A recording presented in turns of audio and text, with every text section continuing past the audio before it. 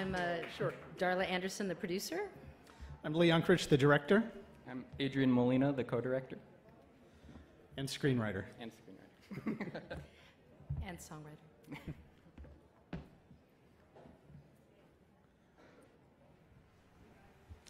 Congratulations. I already asked you this before, but if you could talk more about it. This movie represents the culture from Mexico, and most of the times in the United States, when we hear or see a Mexican, we only see a very little part of it. We don't see how rich the culture can be. So can you tell us how important it was for you to represent the culture in all its beauty? Yes. From the very beginning, when we first pitched this idea to Pixar, and they gave us the green light to pursue it, I knew that we had an enormous responsibility because the story, the subject matter was so culturally specific. We had this enormous responsibility to be as authentic and respectful as possible. So from the very beginning, we made every effort to travel down to Mexico and do as much research as we could. We tried to surround ourselves with cultural advisors, and every step of the way, we made it our goal to never lapse into stereotypes or cliches, but to try to be as specific as possible. We knew that it would be impossible to make the definitive Mexican film. That's never what we were trying to do, but we were trying to, at least with the story that we were telling, be as specific and respectful and as authentic as possible. Yeah, it was also, in addition to the responsibility, it was an incredible opportunity for us to display all of the things about the culture, which, as a Mexican-American, we take pride in and that we want to share and we want the world to see, and to be able to reflect that in a family on a national and international level is something that we're very touched that people have really come to love this story and this family. This movie is clearly Hispanic, but it's striking a multicultural chord, and strangest of all to me is it's a big hit in China. How do you explain that? Well, it was as big a surprise to us as anyone that it's been such a big hit in China. And I've talked to a lot of people about it, and I think at its core, it's that our film, Coco, is very rooted in family. And China is a culture that really values the importance of family.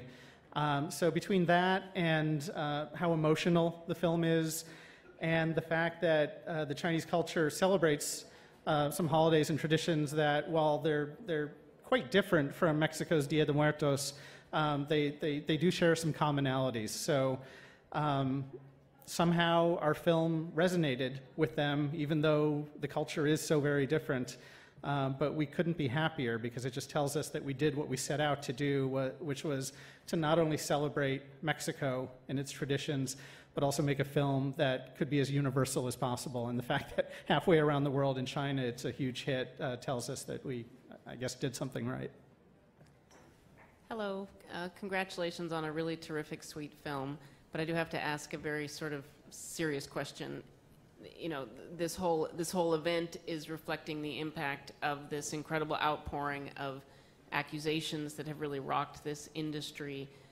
Pixar has not been untouched by allegations of an environment that could be difficult for women. Can you talk about, has there been any changes at Pixar? Can you talk about that, sort of going through that experience even within your own company? Yeah, tonight, obviously, we wanted to focus on being in solidarity with tonight's movement, and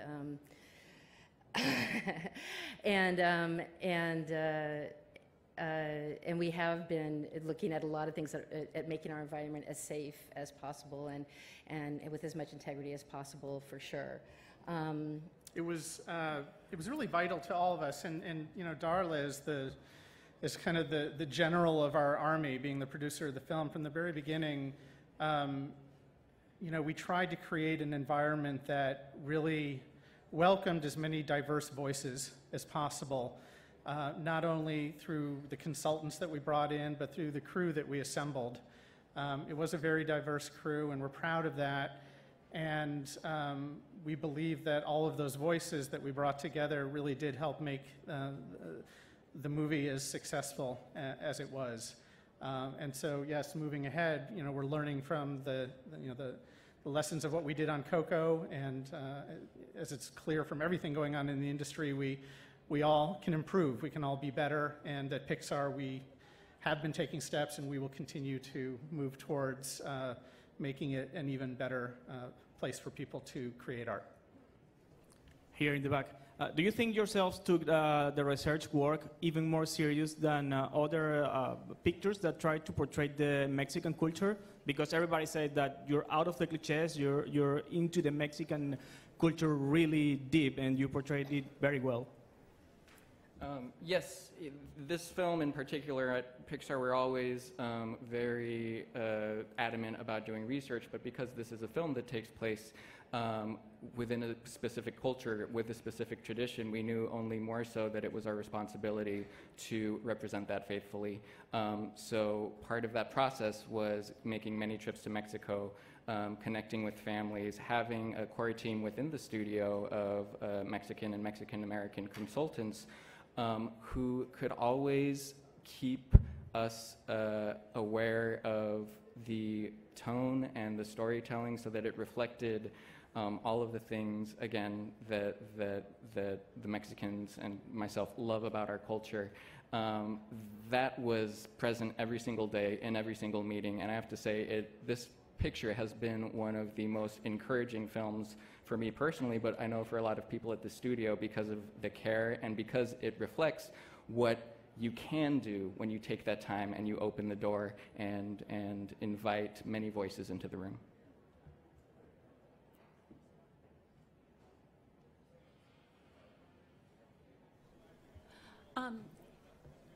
Robert Lopez told me on the red carpet earlier that the song, the memory of his Filipino grandmother was part of the song. And I wanted to ask you how big of an impact the song has had, on the movie. Well, the song Remember Me, written by Bobby Lopez and Kristen Anderson Lopez, it was always part of the bedrock of our film. It was one of the very first things that we did many years ago is we reached out to Bobby and Kristen and we asked them to write a song for us that reflected the themes of Dia de Muertos, but it was a very weird specific assignment because we asked them to write a song that could be sung in different ways at different points in the film, and that it would take on very different meanings depending on how it was arranged and how it was sung. And they had never done anything like that before. So they locked themselves away and they came back with Remember Me, which is a very beautiful song. And clearly from what Bobby told you, he tapped into some very real emotions in his own heart to try to find the core of that song. And while many, many things on the film changed over time, as they always do on Pixar films, we spent 3.5, 4 years working on the story. Many, many things changed, but one of the few things that remained constant was that song. We always knew it was going to be an important part of the film. We always knew that it was going to be a vital part of the emotional climax of the film. And so it really provided us our true north for the whole time that we were making the film. Hello, Francisco Varela from Telemundo, right here. What is the message for the Mexican people who love this movie? For you guys who work with that wonderful team? Yeah, I think the message is, the message is the same across the world about the power of remembering where you come from, who you come from, but especially for the Mexican people, I think there's also a special message to take pride in their traditions, to take pride in their families, and to see yourself on screen as a transformative experience. And I think a lot of the feedback that we've been hearing, especially from Mexico, especially from Latino or Hispanic families, is that this is a very special moment in watching your story on the screen, to see that story relates universally, to see that story has legs and can touch people all over the world, gives you a validation that once you have it, you can't take away. Hi, Ricardo Lopez here from Variety.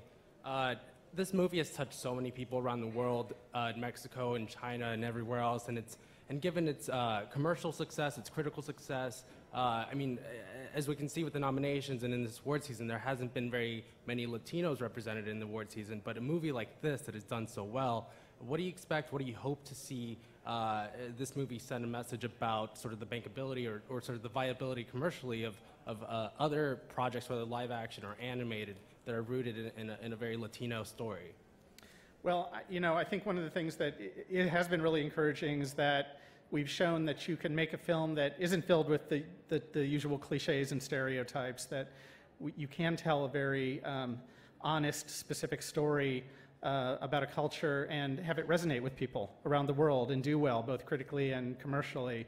And so, we hope that this does lead to more Latino voices in film, and frankly, voices from many different cultures, even beyond the Latino community.